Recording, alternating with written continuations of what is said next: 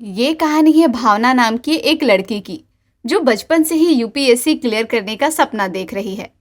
उसे एक अधिकारी बनना था और अपने पिताजी का नाम रोशन करना था। उसके पिताजी दीपक पाल एक छोटी सी दुकान में फर्नीचर बनाने का काम करते थे। उनके पास इतने पैसे नहीं होते थे कि वो भावना की कोचिंग की फीस भर सके। तब एक दिन की बात है, दीपक काम से लौटते हैं। पिताजी, तबीयत ठीक है ना?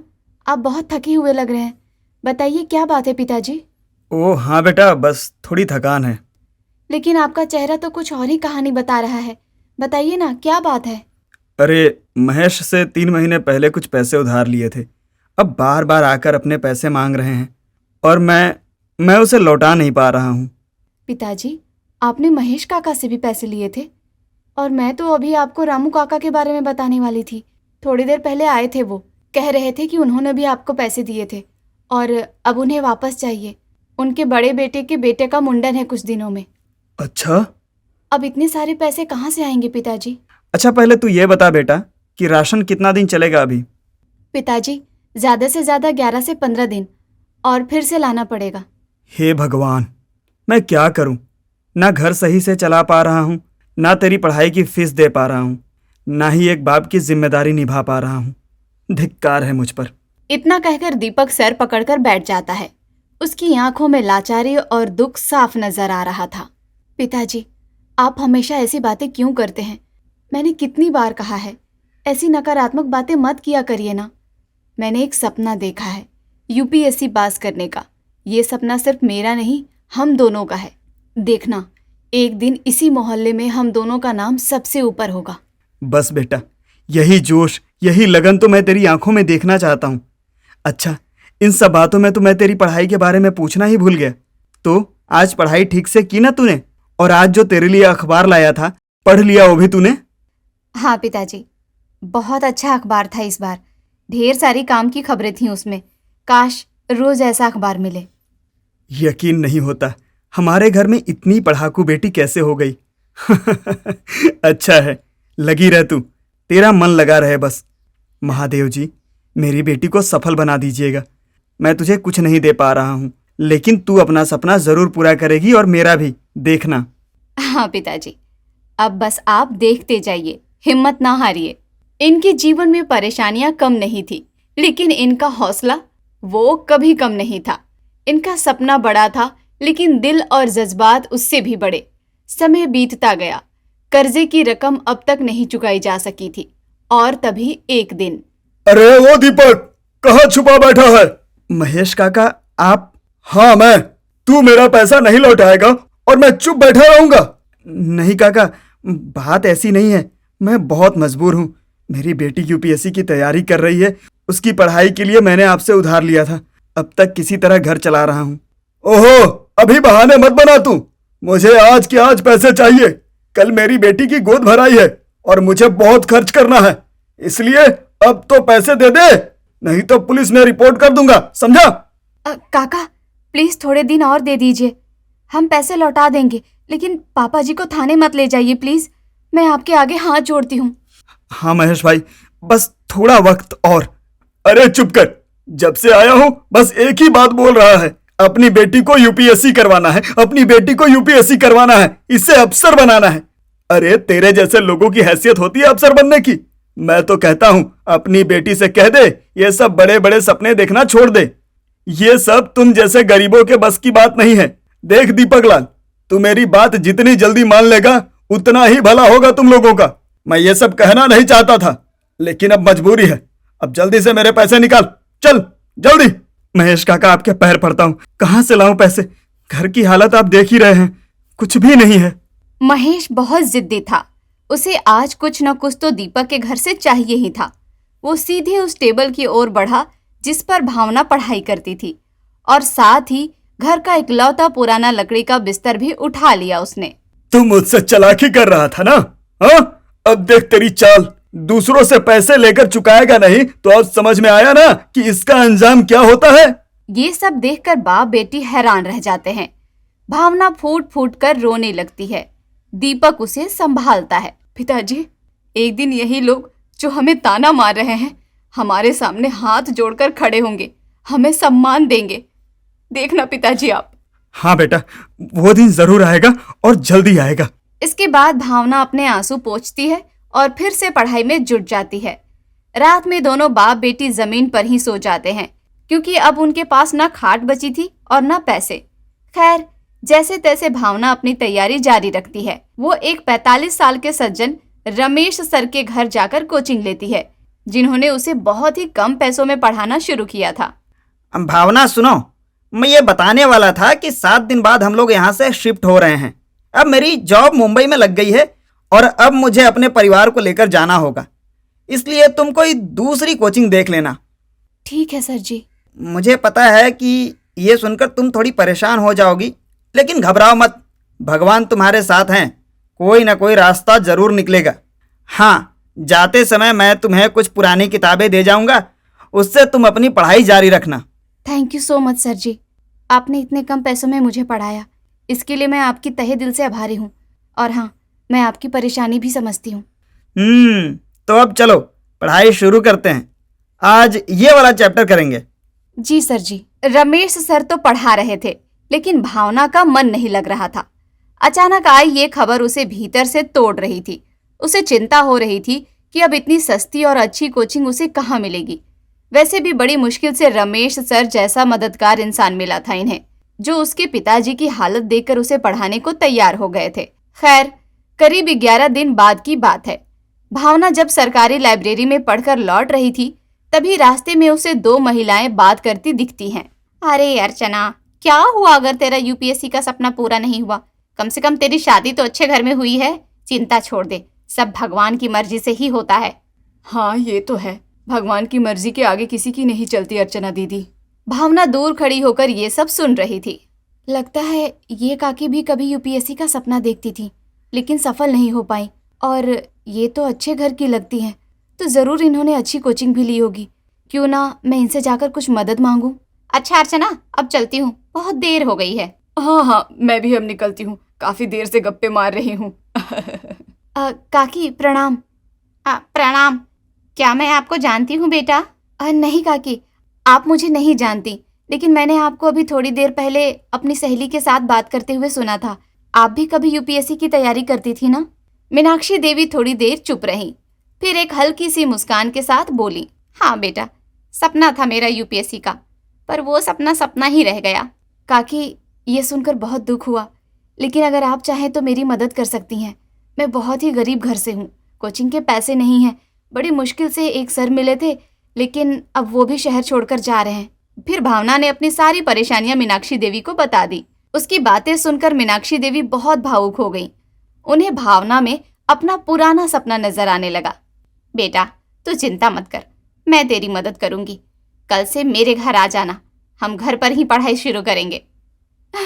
सच में काकी? हाँ बेटा, बिल्कुल। इसके बाद मीनाक्षी देवी ने एक कागज पर अपना पता लिखकर भावना को दे दिया। काकी, मैं कल से आऊंगी। भावना बहुत खुश होकर घर पहुंची, लेकिन घर पहुंचते ही देखा कि वो कागज उसके बैग से गायब हो चुका था। ये देखकर उसकी आंखों में आंसू आ गए।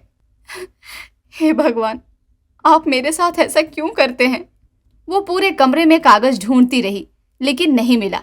फिर भागती हुई वापस उसी बाजार में गई जहां मीनाक्षी देवी से मिली थी। पूरा बाजार का कोना कोना छान मारा, लेकिन पता वाला कागज नहीं मिला। थक कर वो एक दुकान के बाहर बैठ गई और फूट फूट कर रोने लगी। कहीं मेरे सपने भी अधूरे तो नहीं रह जाएंगे ना। तभी अचानक एक तेज हवा चलने लगी और उसी हवा के साथ एक कागज उड़कर उसके पैरों के पास आ गिरा। वो वही कागज था जो मीनाक्षी देवी का दिया हुआ पता था। भावना की आंखों से आंसू थम गए और उसकी खुशी का ठिकाना ना रहा। भावना उसी पते पर पहुंची। आ गई बेटा, ये देखो, ये सारी किताबें अब तुम्हारी हैं। इन किताबों को मैं कभी किसी को नहीं देना चाहती थी, लेकिन तुझे देखकर लगा कि तू इनकी असली हकदार है। सच में काकी, ये सारी किताबें मेरी हैं?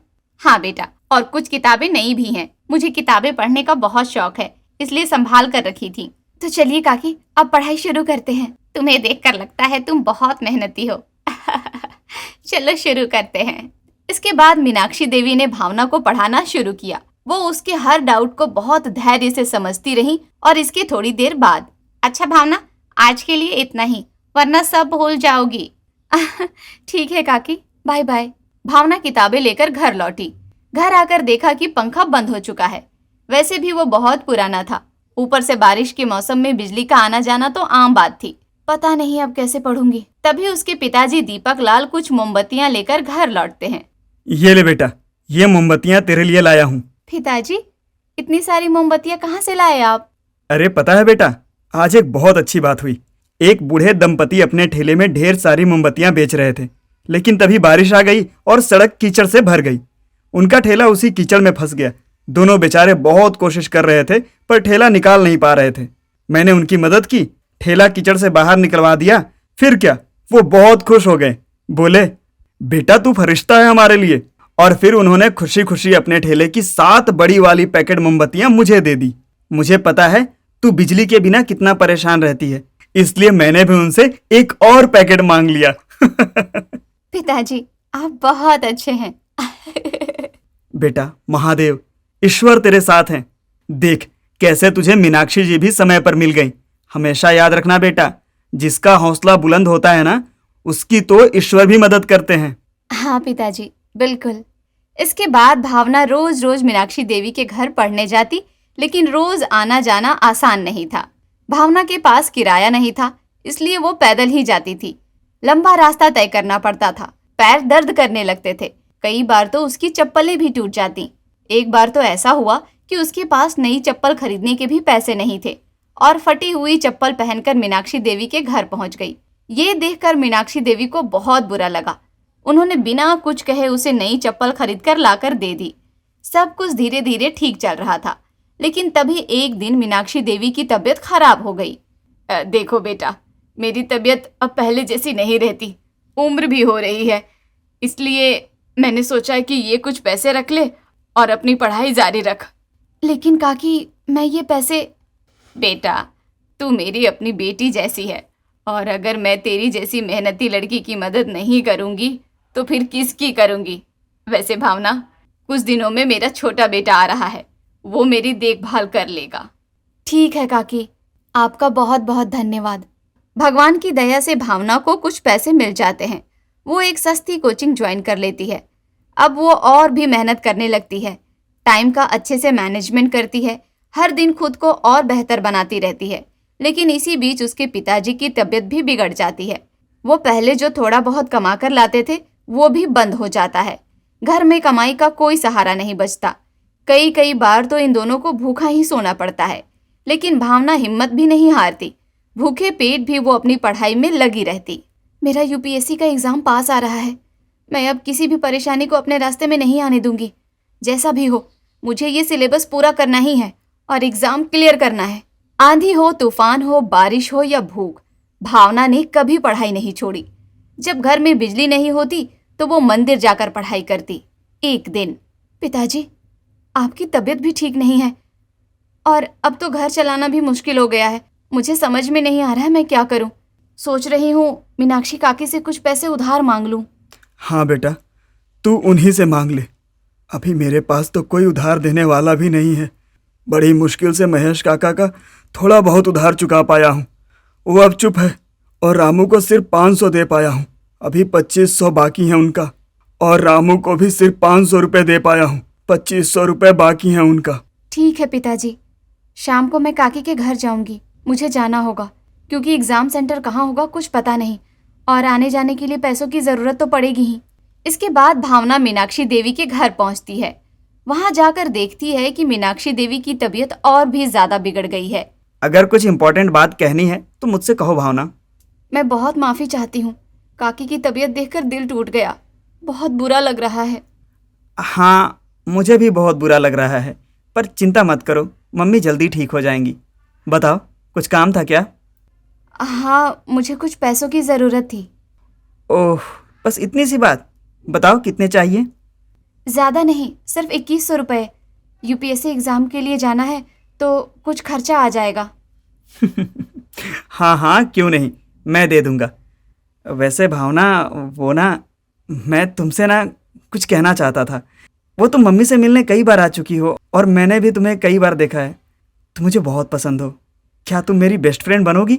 भावना को समझ नहीं आता कि वो इस पर क्या बोले। अंदर ही अंदर वो गुस्से में थी। उसे ऐसा लग रहा था कि प्रदीप उसकी मजबूरी का फायदा उठाने की कोशिश कर रहा है। प्रदीप जी, मेरा सपना सिर्फ यूपीएससी है।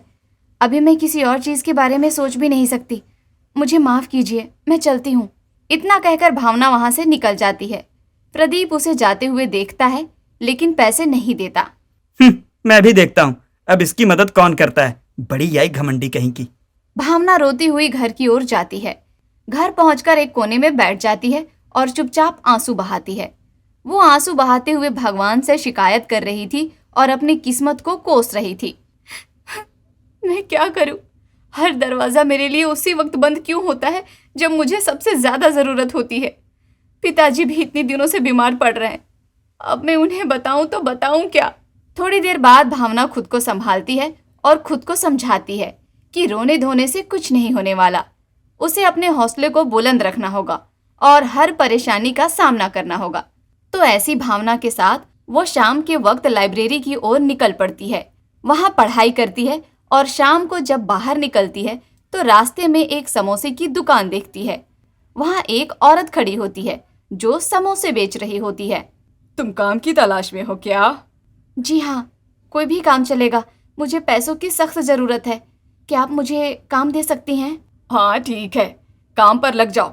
वैसे भी मुझे एक हेल्पर की ज़रूरत थी, लेकिन एक बात याद रखना, यहाँ काम में कोई लापरवाही नहीं चलेगी। तुमसे पहले जो लड़की आई थी काम के नाम पर बस बहाने बनाती थी। ऊपर से गुस्सा कर करके मेरे कितने ग्राहक भी भगा दिए।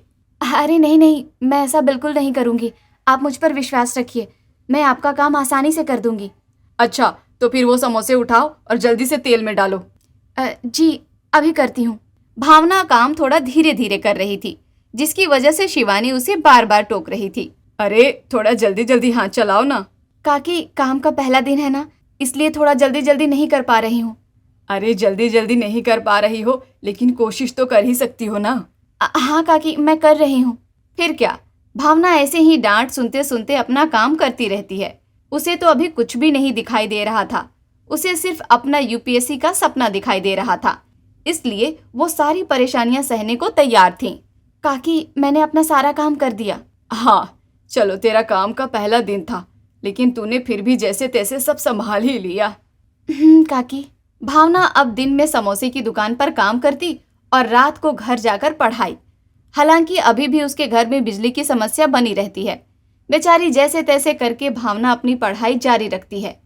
वहीं कई दिनों की मेहनत के बाद वो शिवानी देवी से अपनी मेहनत की कमाई मांगती है।